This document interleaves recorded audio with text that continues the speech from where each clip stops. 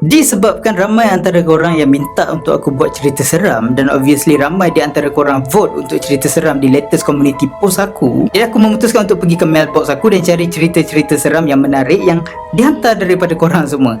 Dan aku sangat tertarik dengan satu kisah seram yang bagi aku sangat seram kalau benda ni terjadi dekat diri aku. Korang bayangkan, korang merasakan korang seorang-seorang dekat dalam bilik, tapi rupa-rupanya korang mungkin berdua atau bertiga dekat dalam bilik tu.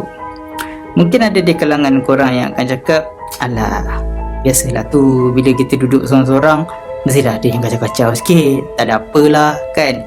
Benar, pada mulanya tanggapan aku macam tu lah, tapi makin lama aku baca, makin menarik cerita dia dan makin seram jadinya.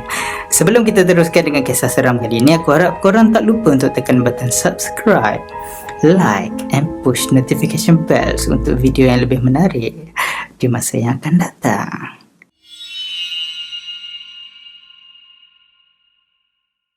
Kisah ini diceritakan dari seorang insan yang bernama Faisal. Pertama sekali aku nak ucapkan terima kasih kepada Faisal sebab sanggup menulis panjang-panjang untuk kongsikan cerita ini. Faisal ini tinggal di setapak Kuala Lumpur. Faisal ini adalah anak tunggal. Maksudnya Faisal ni tiada adik-beradik yang lain lah.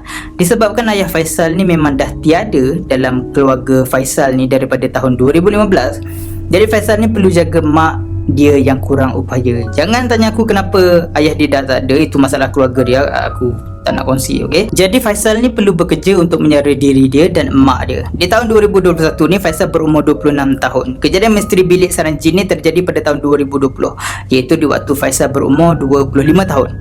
Pada awal tahun 2020, Faisal cuba untuk teruskan berniaga kuih di jalan dan menjaja di kedai-kedai yang ada di kawasan Kuala Lumpur masa itulah. Dan Faisal ni ada juga buat freelance sebagai fotografer dan videografer. Tapi disebabkan pandemik, perniagaan kecil-kecilan Faisal ni tak dapat sambutan yang baik dan boleh dikatakan Faisal dah lemas idea macam mana nak teruskan perniagaan dia dalam masa PKP ni. Dan begitu juga dengan kerja fotografi dan videografi yang dia buat sebelum ni, tak dapat dijalankan dalam waktu pandemik ni. Disebabkan Faisal ni perlu menyara keluarga untuk beberapa bulan, Faisal ni terpaksa jual laptop dan barang-barang kamera dia masa itulah. Beberapa bulan lepas tu, kawan dia ajar dia macam mana nak work from home dengan basic yang dia ada. Dan untuk pengetahuan korang semua, Faisal ni adalah bekas student politeknik, tapi Faisal ni berhenti atas masalah kewangan dan faktor-faktor yang lain dah. Nak dipendekkan cerita, Faisal ni pandai jugalah dalam bab IT ataupun multimedia ni. Jadi kawan Faisal ni pinjamkan satu laptop pada Faisal dan memberi cadangan untuk Faisal buat foto editing dan video editing dengan mencari customer dari luar negara. Kawan Faisal ni ajarlah cara untuk dapatkan customer dari Fiverr, Facebook Ads dan macam-macam lagi lah. Untuk pengetahuan korang, di rumah Faisal ni ada satu bilik bekerja atau office room, di mana bilik ini adalah tempat Faisal akan buat kerja mengedit atau kerja videografi dia. Selepas dia dah jual semua barang kerja dia termasuk laptop, kamera dan lain-lain, Faisal kunci bilik kerja dia ni tadi dan tak jejak dalam bilik tu selama beberapa bulan. Jadi disebabkan kawan dia ni dah bagi idea, bagi laptop dan dah orang cakap nak tolong dia mulakan balik kerja dia, cari pendapatan sikit-sikit kan, dia pun putuskan untuk buka balik bilik yang lama ditinggal ni tadi. Cuba korang bayangkan, mak Faisal ni dia kurang upaya dan sakit lah. Sakit apa tu aku tak pasti sebab Faisal tak bagi tahu. Cuma yang aku boleh bagi tahu, mak Faisal ni dah tak mampu berjalan lah dan dia tak boleh buat kerja berat. Jadi apa yang terjadi kat rumah tu Faisal sahaja yang akan uruskan. Semasa dia nak buka pintu bilik yang dah lama dia tak buka tu, tiba-tiba Faisal terdengar macam ada orang ketuk pintu daripada dalam. Jadi Faisal ni dia macam terkejut lah guys. Faisal ni pun buka lah slow-slow pintu tu dan dia buka lampu dalam bilik tu, tapi tak ada apa-apa pun guys. Jadi Faisal ni mulalah mengemas bilik, dia menyapu, buang sarang laba-laba dan sebagainya.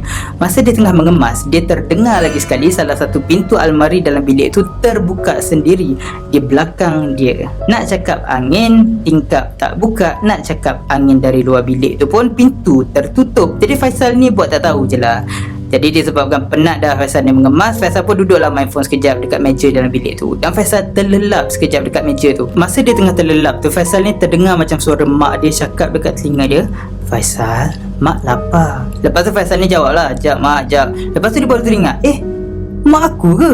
Lepas tu Faisal ni pergi dekat mak dia. Dia nampak mak dia tengah tidur guys. Disebabkan Faisal ni rasa takut dan pelik, dia kejut mak dia. Dia tanya, Mak ada datang bilik Faisal ke tadi?" Mak dia cakap tak ada guys. Faisal ni tanya lagi, mak lapar ke? Tapi mak dia menggeleng sebab dia ingatkan mak dia yang panggil dia, takut mak dia lupa kan. Jadi Faisal pun buat tak tahu je lah. Lepas tu dia mandi dan dia sambung duduk dalam bilik tu. Dia video call dengan kawan dia yang bagi laptop tu. Dia bincang pasal kerja. Tengah-tengah dia bincang pasal kerja tu, kawan dia cakap, kau tak cakap mak engkau ada dalam bilik kau? Malulah aku video call dengan kau tak pakai baju. Faisal pun cakap, aku seorang je babe dekat dalam bilik ni. Mak aku mana boleh berjalan sangat, macam mana dia nak datang ke sini?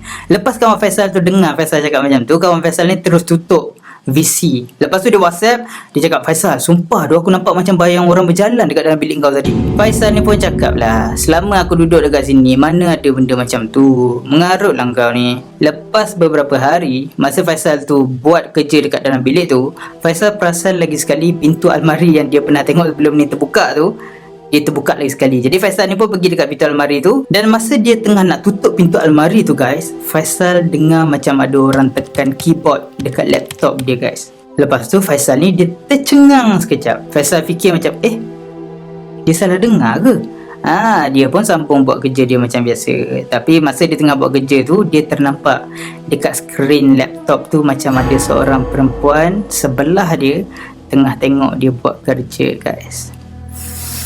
Lepas dia perasan benda tu guys, dia cepat-cepat tutup skrin laptop tu. Lepas tu dia lari ke arah mak dia.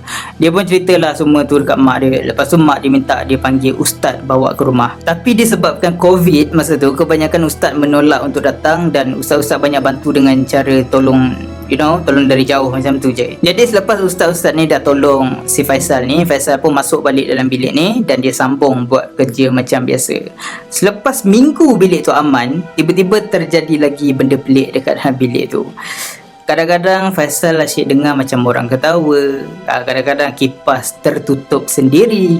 Dan ada satu momen tu yang paling Faisal takut. Korang bayangkan, setiap hari kalau Faisal tutup langsir dekat tingkap bilik dia tu, Faisal selalu akan nampak macam bentuk tubuh orang di balik langsir tu.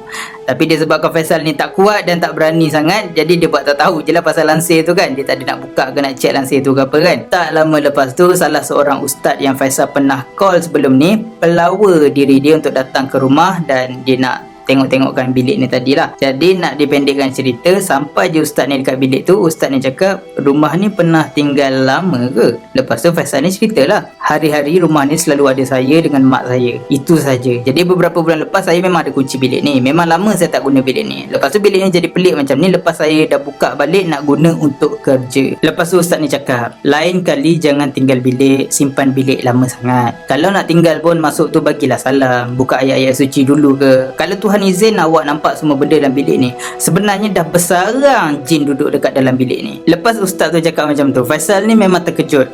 Dia terkejut yang orang cakap biasa-biasa je guys. Sebab dia dah rasa macam bilik tu mungkin ada jin yang duduk kan masa dia tinggal lama bilik tu. Jadi dia tak surprise sangat lah. Cuma yang mengejutkan lagi si Faisal ni, selepas selesai je ustaz ni pagarkan bilik tu dan rumah tu, ustaz ni cakap, saya rasa ada penghuni dalam rumah ni bela penghuni lain untuk duduk sekali dalam rumah ini. Tapi saya tak berani nak cakap lebih-lebih lah. Yang selebihnya Cik Faisal cari sendiri. Jadi guys, lepas Faisal dengar benda tu, dia teringat pasal mak dia dan kejadian masa dia video call dengan kawan dia masa awal-awal aku ceritakan tadi tu. Aku tak tahu korang fikir ke tak apa yang aku fikir sekarang. Cuma aku tak nak luah apa yang aku fikir, tapi aku agak suspicious dengan seseorang lah dalam cerita Faisal ni. Dan aku tahu mungkin korang ada terfikir apa yang aku tengah fikir sekarang ni, atau mungkin korang ada teori yang lebih accurate dengan kisah Faisal ni. Apa-apa pun, Tuhan lebih tahu apa yang jadi. Kita just doakan semoga semuanya baik-baik sahaja ya. Jadi apa pandangan korang tentang bilik sarang jin atau kisah Faisal ni? Kalau benda ni terjadi pada korang, apa action atau perkara yang korang akan buat? Korang boleh tulis pendapat atau pandangan korang di ruangan komen. Dan sebelum aku habiskan kisah ini, aku harap korang tak lupa untuk subscribe, like dan push notification bells untuk terus menyokong channel ni. Aku Rizky, jumpa lagi. Stay smart.